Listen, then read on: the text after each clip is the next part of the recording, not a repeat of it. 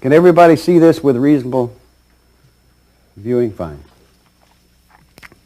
The LD, line of demarcation, bang, bang, crash. Now, let's put below the line, which again is the area of the knowns, remember? Let's put a big mass of disorganized stuff, and that disorganized stuff is human thought. You would be amazed the depth of disorganization that you find in it when you view it from another perspective. Be that as it may, with all the stuff that you know of which humans think and the mix of it, that radiates out, wham, wham, wham, whip, like that. And there is an inverse square law at work, I hope, but we're not sure. On the other side of the coin is that eternal M field that comes down through here like this and radiates through there. Now, a funny thing has happened on the way to the store, as it were, where we, us, how and why did we get here? This is the thing that is a subject of great curiosity, to say the least. Well, let's take a typical one, but not the most important one. Here, we are moving along here, and boing, we hit that part of that radiation, and we smell it, taste it. What's that? So we move in a little lever over here to another, and we get another taste of it. You say, you know, that's real interesting. I wonder what that is and what that's like. So you're trying to figure a way where you can move in here because it's getting pretty strong stuff and sticky and this kind of thing. So you're very cautious. And at that particular moment, as you're contemplating, you're perceiving all this in here with great curiosity. All of a sudden, this big man, that's a misnomer, a he-she, that's more like it, appeared and said, what do you want? And you say, well, what's that down there? He says, that's humans. And you say, well, can I go closer? And he says, well, not unless you be human. You say, well, I'll be human. He says, you what? He says, well, I'd like to be human. And he says, well, I suppose you could if you really wanted to. And you say, well, how do I do it? He says, well, just call me Ed, incidentally. I'm the entry director, and just so you can call me Ed for short. You say, oh, yes, Ed. Okay. He says, the first thing you have to do in order to be human, you say, oh, don't misunderstand. I just want to get a taste, a sample, and zoom in and zoom out. That's all. I don't want to stay there. Oh, no, I wouldn't think of staying there. That's just a taste. You know, just a little sip. And Ed looks at you and says, yes, I understand. So what you do in that process, he says, the first thing that you need to do in order to be human is recognize that time-space exists. You say, well, somehow I perceive it. There it is. He says, well, what you perceive is only part of it. There's a lot more to it than that. And you say, well, I'll take my chances. He says, well, the other part is that you have to recognize that when you become human, that you have an important thing you must do in order to be human. You say, oh, what's that? He says, well, you have to have shut off all of your present memory and your present self. Otherwise, you can't generate this human consciousness. You say, oh, sure, I can pick it up when I get out. And he says, yeah. And he says, the other thing is that you are really on your own, because that's what that is down there, is that people are on their own. Those who come in and become human make supposedly their own decisions.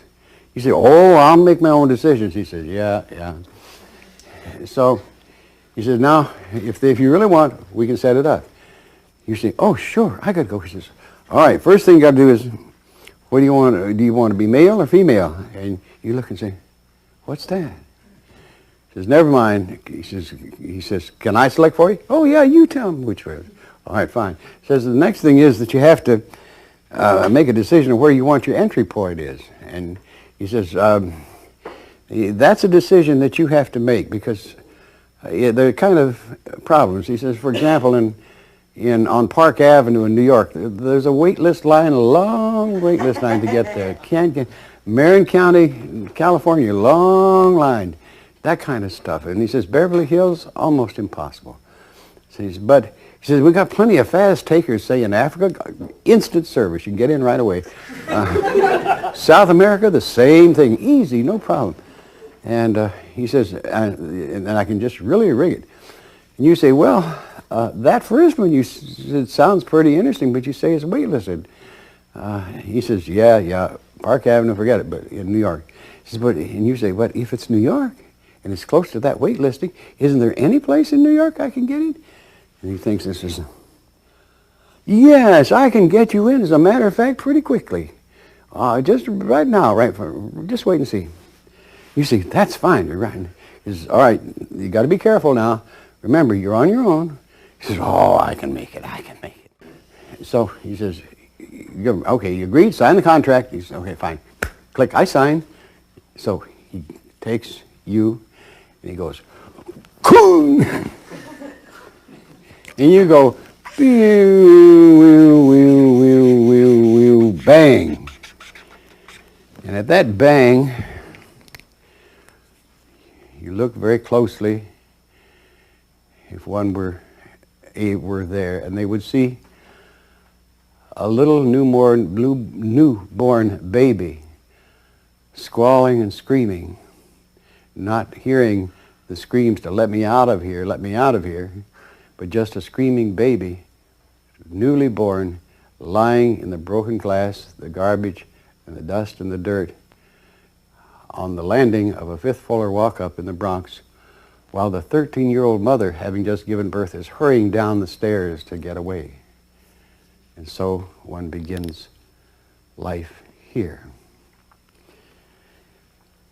The thing that happens after that is where the action really starts. You go through that life process, and the symbology can have been 100,000 years ago. The whole symbology is still the same.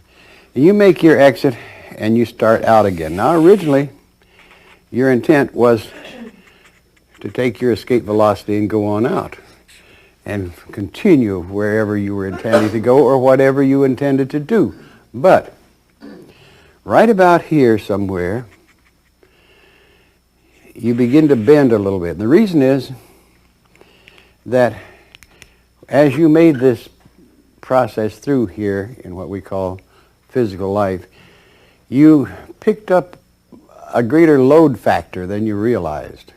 Unconsciously, you picked up that load factor, and you had friction, which slowed you up. The combination of those two is expressed in the bending of that, where you, no one else, no law, nothing else, makes the decision when you said, how many times, I got to go back. It's just something I wanted to do, and I didn't get a chance to do it. I wanted to have 5 children instead of 2, and I got to go back and have 3 more children, or some such thing. Or I never got to drink alcohol. I'd like to go back and drink some booze. Whatever the reason. And you say, oh, just say to yourself, just once, that's all, and then I'll go on my way. And so you begin that turn to make just once more, one little more run, just one more for the road or whatever. And at that moment, that decision, which was yours and no one else's, no law, no rule, just you lost your escape velocity. And you went into orbit in this area. And you went down and around again. Had another life. And as you came out of that, you still were, as in essence, above this line. So you were recognized still from whence you came. You came up around in here and you made another decision. Having lost more velocity, having picked up an additional load factor, you're here. And you say, oh, it won't hurt to go back once more. And I've always wanted to ride a camel. So you decide to go back and ride and own a camel. So round you go again and go through the process here. And again, you are steadily losing velocity and your orbit is decaying, as you can see. Once you get below this line of demarcation, as it were, you're thinking more about here than you are about there. Your memory of you as you originally were is declining because of the overwhelming input from this human radiation. So down you go again for another life, another one, another one, another one, until you get to this point where you're locked in and you have little, even in between life sojourns, you have little, if any, perception of this radiation from whence you came. There's a word for that, which I probably have already used, that fits it very, very accurately.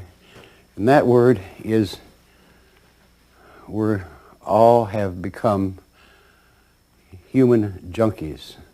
We're addicted to being human and the human experience. Whether that was a part of the original design, you can have your own conjecture about that. But that is fact. If you want to prove it, that's the point. You have the ability, growing right now, to begin to prove these things to yourself. No one else can tell you. You can prove it to yourself. So, that's the first point of entry. There are other ways that entry takes place up here. One of the more amusing ones, and you will begin to perceive these in other people. That's the fun part. One is what is called, or what used to be called, a remittance man. If you remember in the colonial empire where they had a black sheep in London of a noble family, and he was just embarrassing the family tremendously by his bouts of whatever. And so the family shipped him off during colonial empire days, say to New Zealand, Australia, Singapore, and remitted money to him monthly to keep him there, to pay him to stay away from London and the embarrassment of his presence.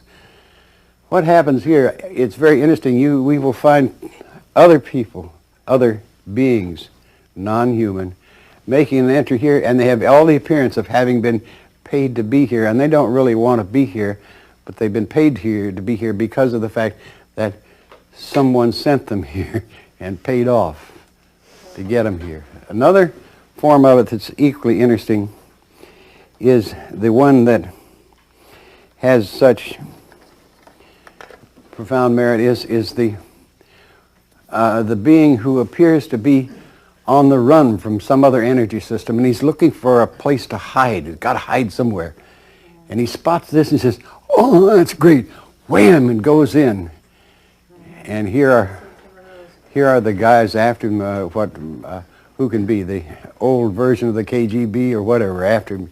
And what he doesn't know when he makes that dive is that every time he exits and ends a life sojourn, he again is over here. And when he does that, these pursuers are ready to grab him and say, gotcha.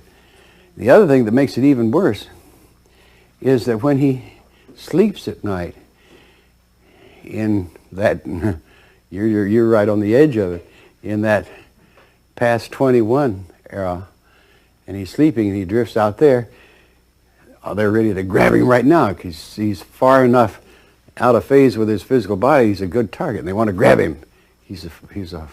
And so he has these horrible nightmares all his lifetime trying to not to sleep. He becomes deathly afraid of sleeping.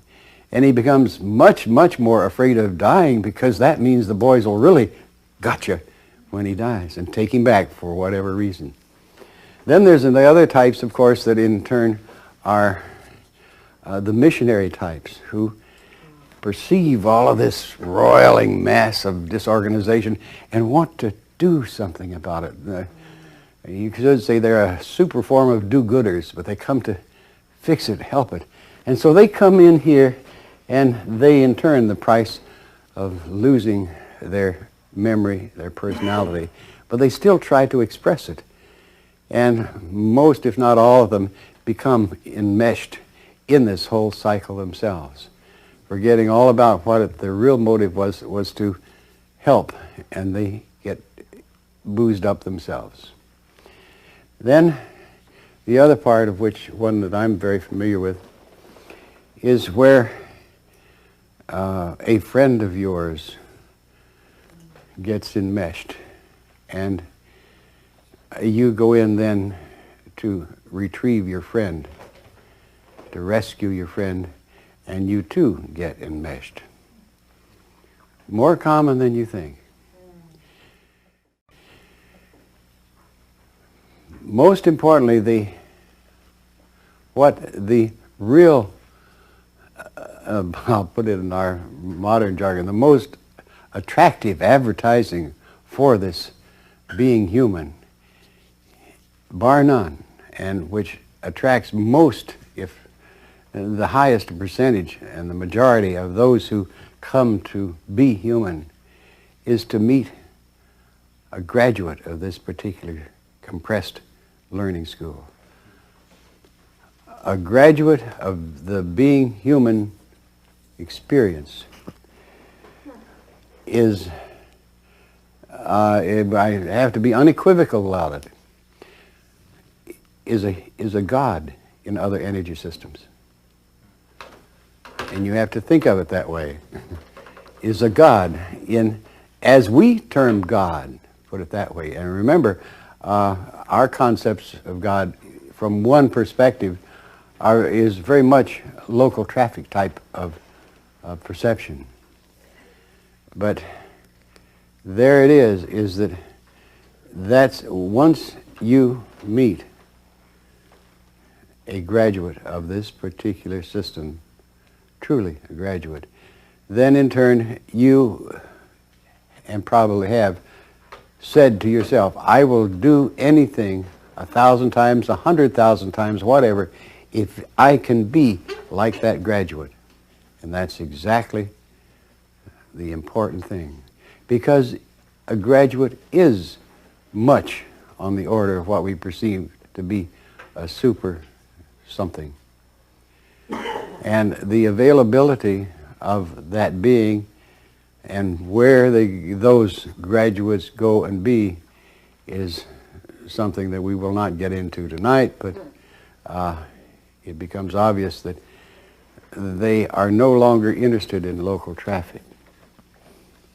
So I can just hear the radiation of all of you as you're saying, well, what about us? Where are we? Are we locked in? Wrong.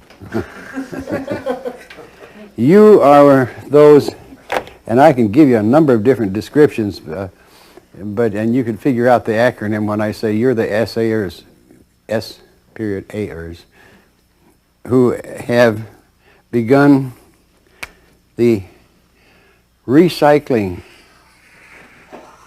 where you in turn have begun to work yourself out more and more. In other words, you're on your way out. You have begun to achieve a deeper and deeper orbit. That's who you are. Step by step, laboriously, lifetime after lifetime, you have begun to accumulate or re-establish escape velocity. My best guess, and it's only a guess because it's so hard to measure, that most gateway graduates are up in here sometime. In other words, they are on the verge not of achieving escape velocity, but way up here on what I call the last timer role. I see you as those who, when they make their exit from this sojourn, this time, will get into this last sojourn spot of contemplation or thinking about what will be my last run in You are a last-timer to be. So what that role is that you will play for the last time is something that you will decide, not now, but where you are in this contemplative, non-physical state. And I might add that some have stayed there for thousands of years. And I say that in a very funny way because that is out of time, but by our concept, they would have stayed there for thousands of years.